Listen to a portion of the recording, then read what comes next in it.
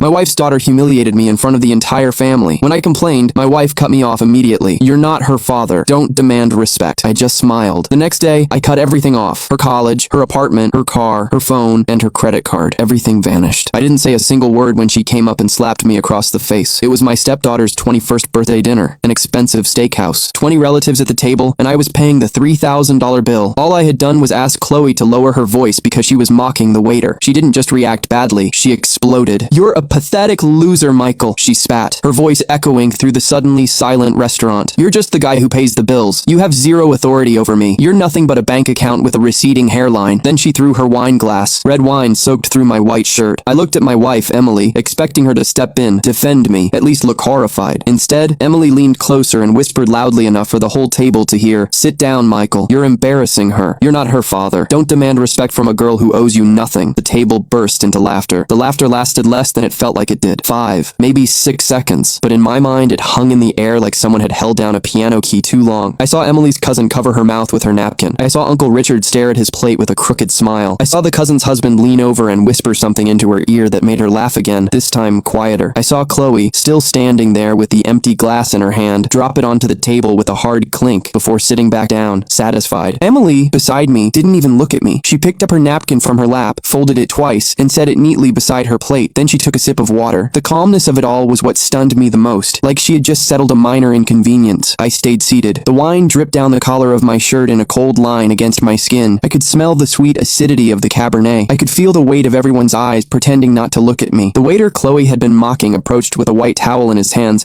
and stopped about 3 feet away, unsure whether to come closer. I gave him a small gesture that meant, "It's fine." He nodded and stepped away. I didn't answer Emily. I didn't answer Chloe. I didn't look at anyone who had laughed. I picked up my napkin, carefully wiped my chin and neck, folded the napkin into quarters, and placed it beside my untouched glass of white wine. "Dessert?" Emily's sister called from the other end of the table in a high-pitched voice, clearly trying to change the subject. She waved at the waiter. "Can we get dessert menus?" The waiter returned with 11 menus and passed them around the table. When he reached me, he handed mine over with a small nod. I opened it, read every line carefully. Dark chocolate tart with sea salt, Madagascar vanilla creme brulee, yuzu cheesecake, artisan ice cream trio. I read the prices too. 24, 26, 22, 18. If all 20 people ordered dessert, it would add another $450 to the bill, plus coffee, plus after-dinner drinks, plus tip. "I'm getting the cheesecake," Chloe announced loudly, as if nothing had happened. "And a double espresso." "I'll take the chocolate tart," said Emily's cousin. "Creme brulee for me," Uncle Richard added. Everyone ordered. Emily's sister even wrote down the choices on her napkin like she was officially managing the birthday dinner. When it reached my turn, I looked up from the menu. "I'm not having anything," I said calmly. Emily's sister paused for half a second too long, unsure how to react. Emily stayed perfectly still beside me. "Are you sure, Michael?" her sister asked with a polite smile. "Yes." "Well, all right." The waiter collected the menus and walked away. Conversation slowly returned around the table in smaller groups. Vacations, traffic, someone's new house. No one spoke to me. I sat there in my stained shirt, hands resting on my lap, staring at the centerpiece of white hydrangeas leaning slightly toward my side of the table. And in those next few minutes, I thought about strange things. I thought about my father, who had died 2 years earlier. I remembered something he once told me when I was 32 and about to marry Emily. We had been standing alone in his kitchen while he poured coffee. Without looking at me, he had said, "Son, some women choose you because they love you. Others choose you because you're useful." At the time, I had dismissed it as bitter old man advice. Now, sitting there with wine soaking into my shirt, the sentence came back with the clarity of something spoken 5 minutes ago. Then my thoughts became more practical. Automatic payments, monthly withdrawals, every contract I had signed over the years, every guarantee, every authorization, and how many of those signatures were still active at that exact moment